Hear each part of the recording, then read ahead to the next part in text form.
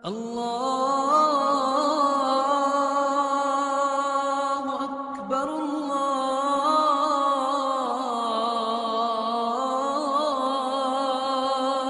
أكبر.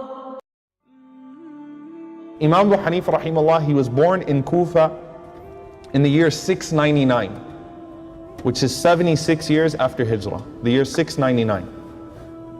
And he died in Baghdad in the year 767.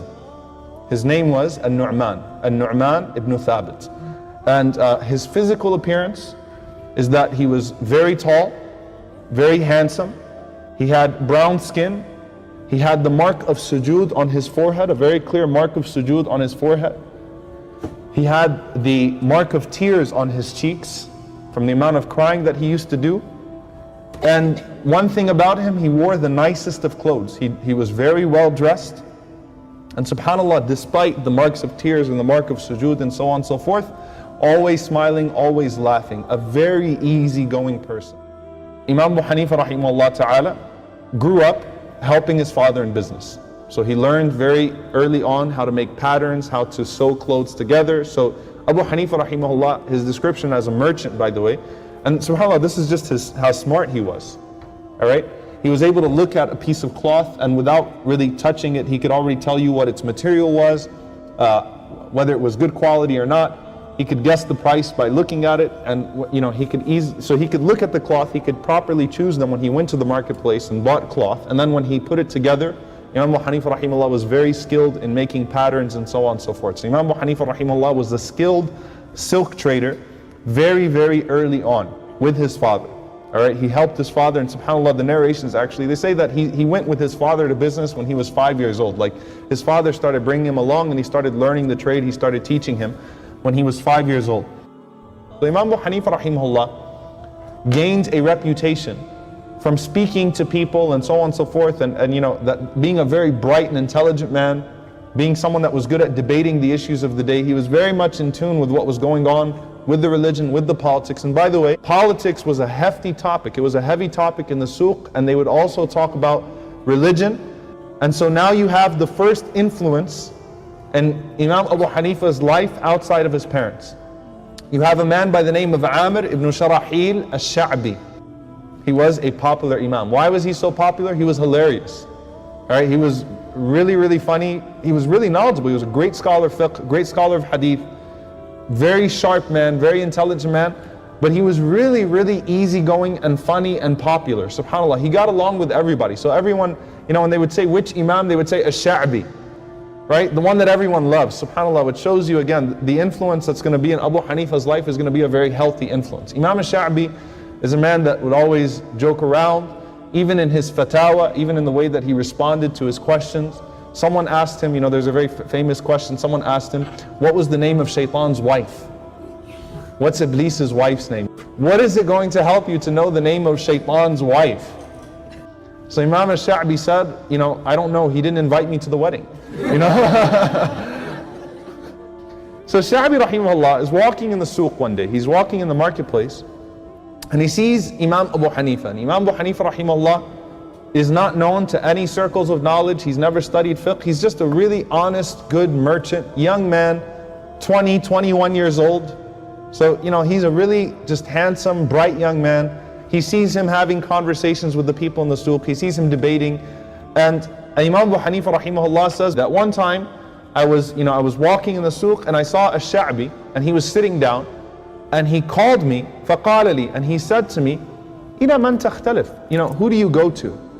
إِلَى مَنْ تَخْتَلِفْ, who do you go to for your issues? Who do you go to study with, and so on and so forth? And Imam Abu Hanifa didn't understand the question. So he said, like I go to the marketplaces, right? He said, no, that's not what I'm talking about. He said, I'm talking about min al-ulama, from the scholars, like who do you study with? And Imam Abu Hanifa rahimahullah said, nobody. So he said to him, لا تغفل, don't live your life like a heedless man. وعليك بالنظر في العلم, and focus on learning beneficial knowledge. ومجالسة العلماء, and sitting with the scholars. فإني أرى فيك يقظة وحركة, I see in you ambition and energy. You have in you special qualities. Don't waste your time. Like, you need to go and learn. You need to go sit with scholars. You're a brilliant man. Don't let your mind go to waste. And he keeps on praising him and encouraging him and saying to him, look, go study and make something of yourself. You don't belong here just as a silk trader. SubhanAllah, look at how one person's encouragement can lead to a complete change of life, a complete change of heart. Imam Abu Hanifa rahimahullah said, what he said really entered into my heart. It penetrated my heart when he said to me, look, you have a scholar of that stature look at you and say something about you, SubhanAllah, a few words, someone that you admire, someone that you look up at you and look to you and say, you have potential, means the world to you, right? SubhanAllah, Abu Hanifa has the most popular Imam of his time, Ash-Sha'bi, saying to him, I can see things in you. So Imam Abu Hanifa rahimahullah said, it really got to me. So I said to him, who should I go to? He said, well, what do you want to study? He said, well, what is there to study? He said, you could study hadith. Imam Abu Hanifa said, what do people of hadith do? He said, well, they look at the narrators and they can see if they're trustworthy or not. They scrutinize and so on and so forth, scrutinize chains, they memorize and so on and so forth. He said, what else is there? He said, there's tafsir, Quran, talking about the Quran. He said, well, what does a person who does that do? He said, he'll learn and he'll teach and he'll sit in the masjid, he'll give lectures about Quran and so on and so forth. Imam Abu Hanifa rahimahullah said, what else is there? He said, fiqh, jurisprudence. He said, what does a faqih do? He said, he interacts with the people, understands their problems, understands their issues, then goes back to the Quran and the Sunnah and tries to find things that are applicable to them. So Abu Hanifa said, I like that one. I'll do fiqh. Who should I go to for fiqh? He said that you could go to Hammad ibn Abi Sulaiman. So it's going to start off with Hammad here. The first teacher that Abu Hanifa is really going to spend time with. Hammad, rahimahullah ta'ala, was only 9 years older than Abu Hanifa. He was a brilliant faqih. Abu Hanifa, rahimahullah, he says about his journey with Hammad. He says that I became his student for 10 years, no one else but him. Then my nafs told me that I should go become a scholar now. And subhanAllah, he's being honest. He said, myself deluded me into thinking that I should have my own halaqah now. I want to have my own halaqah now and I can leave him and I can do my own thing now. So I went out one day, it was inside of me that khalas, I'm going to tell Hammad that I'm going to leave him and I'm going to do my own thing. He said, when I entered into the masjid, I was about to tell him and I saw him sitting there, like my nafs wouldn't allow me to leave him. I told myself, I'm never going to leave this man until he dies.